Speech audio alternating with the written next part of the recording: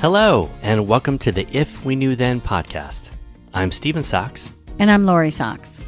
And today we're joined by Dr. Tom Mahan. Tom specializes in Alzheimer's research with a focus on individuals with Down syndrome. Tom is a father of 3 boys, and his oldest son, Teddy, has Down syndrome.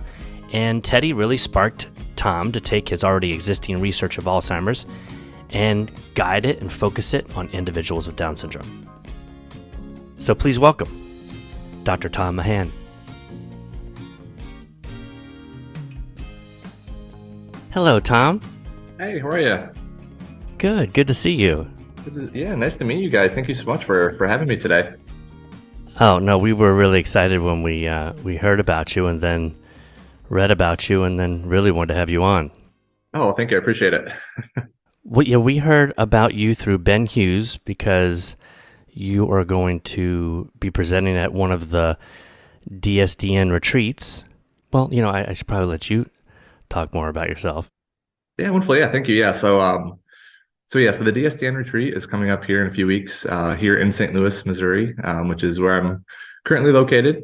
And so it's going to be bringing dads from all around the country here to St. Louis.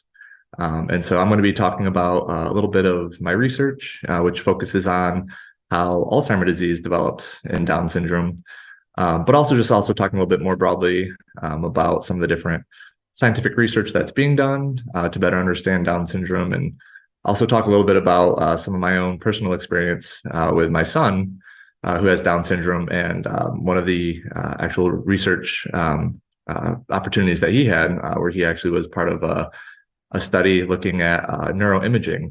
And he was actually involved in that as an infant. And so I'm going to talk a little bit about, some of those different research opportunities and some of the personal experience of having gone through that as well. Now, you started researching Alzheimer's before your son was born, correct? Yeah, correct. Yeah. For about 5 years before my son was born, I had been researching Alzheimer's disease. And so when he was born, it was kind of one of those things for me that there was, the process of, not only adjusting to being a new parent, but also being a new parent to a child with Down syndrome. But then also for me in my research and having been involved with Alzheimer's research for about 5 years, kind of made me start to think about where I was going in my career and what I wanted to really focus in on for my research. And with that, I kind of realized that, the universe was kind of giving me a big sign with the birth of my son that, for me and my purpose, it was really kind of a realization that, for me, I really wanted to then focus in particular on how Alzheimer's disease develops in those with Down syndrome. What did you know about Down syndrome before your son was born? So I knew a little bit about Down syndrome, in college and even afterwards. I'd done volunteer work with the Special Olympics. It's why I had, worked as a buddy at the Special Olympics and worked with some kids who have Down syndrome. And my wife is actually a special education resource teacher. And so she had, worked with kids in the school setting who have Down syndrome and other different types of, intellectual disabilities and things like that. And so I had been aware of it and, kind of had just a little kind of basic knowledge of Down syndrome. But when we got the diagnosis, we found out prenatally at about 20 weeks with our 20-week ultrasound. When we got that diagnosis, it definitely was, a whole new world after that in terms of understanding Down syndrome. And, and having been an Alzheimer's researcher at that point, I was aware about the connection between Alzheimer's and Down syndrome, but just at kind of a more basic level, but really, didn't have a full depth and appreciation for how those with Down syndrome are impacted by the disease.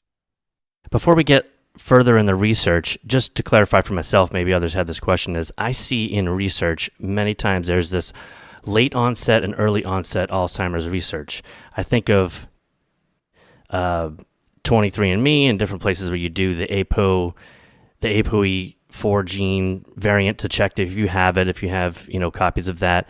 And a lot of that research is late onset Alzheimer's disease. You were talking about early, and I always think of people with Down syndrome having early onset. Yeah. And is there a big difference between those two researches, and especially in your research with Down syndrome? So yes, that's it's interesting. So, as you said, you kind of hear a lot about the more late onset form, and that's because actually the majority of cases are the late onset form, more than 95% of cases. And so, um, in those individuals, it's more sporadic. And as you mentioned, the ApoE gene, that was actually what I focused in on for my graduate work, was the ApoE gene. And that's been identified as the strongest genetic risk factor for more sporadic late onset form. But there's also been these studies over the last few years where they've been able to identify some other genetic risk factors that can influence an individual's risk for the late onset form. But when it comes to then the early onset form, these familial cases, there's really three main genes that have been identified with mutations that cause the early onset form. Um, One is the APP gene, which is the amyloid precursor protein gene, and that's actually found on the 21st chromosome. Mm-hmm. And so and that is actually the gene that then makes the protein that makes amyloid beta and causes the plaques.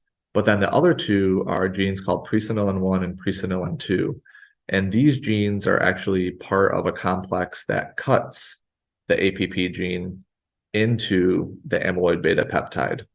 And so these three genes are all involved with the process of producing this amyloid beta that then makes plaques in the brain. And so it causes them to either make more of this amyloid beta or to make a more toxic form of the amyloid beta. And that's what really causes them to get this earlier onset. And so when you then think about individuals with Down syndrome who have trisomy 21, who have this extra copy of the APP gene, they're making 50% more of the product of that gene. And so they're actually generating more of this amyloid beta, which then causes them to get this accumulation of this amyloid beta in their brains and to make these plaques. And so all individuals with Down syndrome, by the time they reach their 40s, anyone that's ever been looked at, they all have this plaque pathology in their brain by the time they reach the 40s. And so that causes then, them to be at a much greater risk for developing a more earlier onset.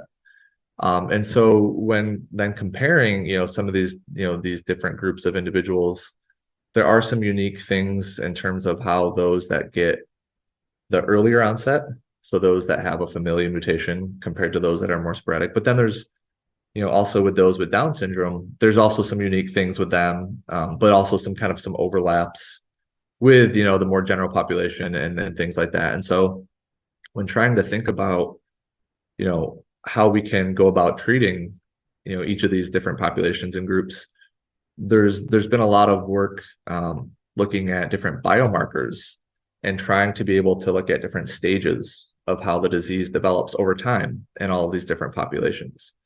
And there's been a tremendous amount of work looking at those that have both the late onset form of the disease, but also even the early onset familial form as well. And so now we're really fortunate that over the last few years now, there's actually been this consortium called the Alzheimer's Biomarker Consortium for Down Syndrome, or the ABCDS. And so that started back in 2020, and it's this consortium across the country at 8 different sites, including here at WashU, and then also in the UK with the University of Cambridge. And it's a study where they're enrolling, I believe it's 550 participants with Down syndrome, to start looking at these different biomarkers and how they develop over time. And it involves doing imaging of the brain, using these different imaging agents, where we can actually administer these agents and put someone in a PET scanner.